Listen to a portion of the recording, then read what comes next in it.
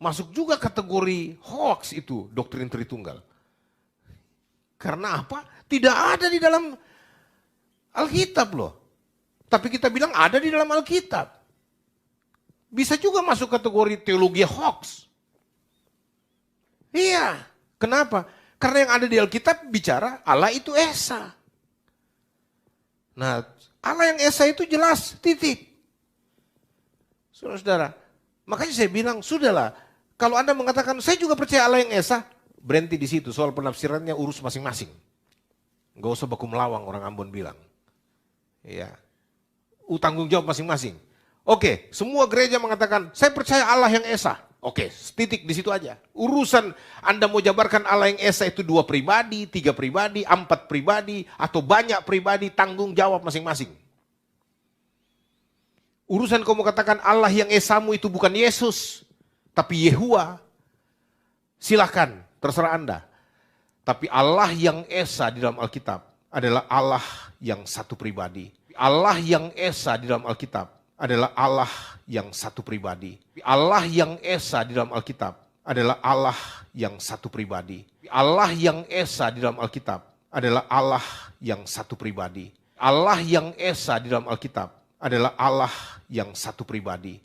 Dan Allah yang Esa itu adalah Yesus Kristus Tuhan. Kita baru saja menyaksikan cuplikan video khotbah Joshua Tewu yang berjudul Doktrin Allah Tritunggal. Di dalam video khotbah tersebut yang berdurasi sekitar 1 jam 22 menit, Joshua Tewu memberikan argumen dan alasan penolakannya terhadap doktrin Trinitas. Karena itu pada kesempatan ini saya akan memberikan sedikit komentar atas cuplikan video Joshua Tewu tersebut.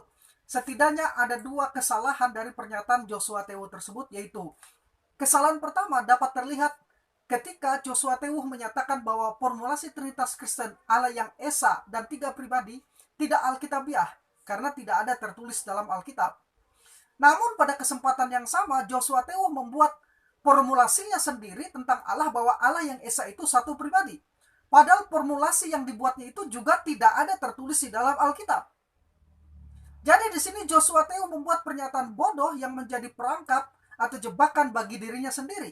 Sebuah standar yang inkonsisten atau ketidakkonsistenan dari penalaran yang sehat. Kesalahan kedua dari Joshua Tewu adalah saat ia membuat pernyataan paling konyol yang menyatakan bahwa Trinitas atau teologi Trinitas adalah hoax karena doktrin Trinitas tidak ada di dalam Alkitab dan hanya merupakan produk tafsiran. Di sini kesalahan Joshua Tewu karena ia menyamakan kata alkitabiah dengan ayatiah. Padahal alkitabiah itu tidak harus ayatiah karena konsep istilah Trinitas itu justru sangat alkitabiah.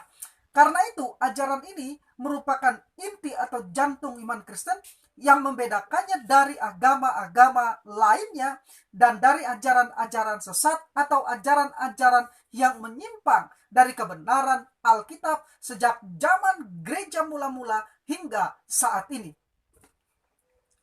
Allah itu Esa. Tetapi baik perjanjian lama maupun perjanjian baru dengan jelas mengungkapkan perbedaan khusus dalam kealahan dengan memperkenalkan 3 pribadi. Ketiganya dikenali sebagai Bapa, Anak, dan Roh Kudus. Karena itulah formulasi tentang Trinitas oleh bapak-bapak gereja dan konsili-konsili sudah dibuat dengan tepat dan sesuai dengan kebenaran-kebenaran firman Tuhan dan kebutuhan untuk menangkal ajaran-ajaran sesat yang berusaha merongrong kebenaran iman Kristen yang paling mendasar. Jadi formulasi Mia Ousia Trais Hypostaseis sangat tepat dirangkum dalam istilah Trinitas untuk digunakan untuk menjelaskan Allah yang Esa yang terdiri dari 3 pribadi yang bersama-sama dalam kekekalan. Tetapi harus benar-benar dimengerti bahwa ini tidak berarti ada 3 Allah. Kekristenan tidak mempercayai adanya 3 Allah. Karena Trinitas berarti satu Allah, yaitu monoteisme yang terdiri dari 3 pribadi. Karena itulah istilah Trinitas ini sekali lagi sudah tepat digunakan untuk menggambarkan Allah yang demikian. Walaupun istilah tersebut tidak ada dalam Alkitab. Hal pertama dan terutama yang perlu diketahui adalah bahwa secara historis istilah Trinitas itu pertama kali dicetuskan dan dirumuskan oleh Tertullian pada abad ketiga. melalui sebuah formulasi teologis satu Tuhan, tiga pribadi yang berbeda-beda, yaitu Bapa, Anak, dan Roh Kudus. Sedangkan isi teologis dari doktrin Trinitas tersebut digagas oleh Athanasius pada abad keempat melalui teori homoousios, artinya satu hakikat atau setara. Dengan demikian, Bapa, Anak, dan Roh Kudus adalah tiga pribadi berbeda yang masing-masing sehakikat atau setara. Nah, istilah dan formulasi Trinitas tersebut kemudian ditetapkan dalam Konsili Nisia tahun 325 Masehi sebagai keyakinan iman gereja dan kekristenan hingga saat ini.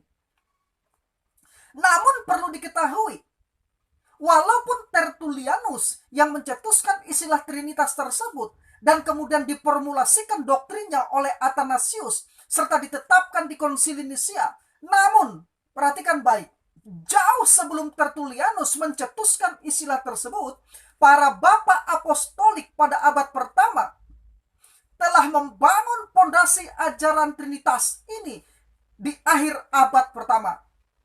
Para bapa apostolik ini adalah murid-murid dari para rasul Yesus Kristus, antara lain Clemens dari Roma sebagai murid dari Rasul Petrus, Ignatius seorang bishop dari Antioquia sebagai murid dari Rasul Yohanes, dan Polycarpus seorang bishop dari Smyrna yang juga murid dari Rasul Yohanes. Nah, dengan demikian gagasan atau ide kebenaran tentang Trinitas ini sesungguhnya bersumber dari Alkitab itu sendiri dan dinyatakan dengan jelas baik di dalam Perjanjian Lama maupun Perjanjian Baru.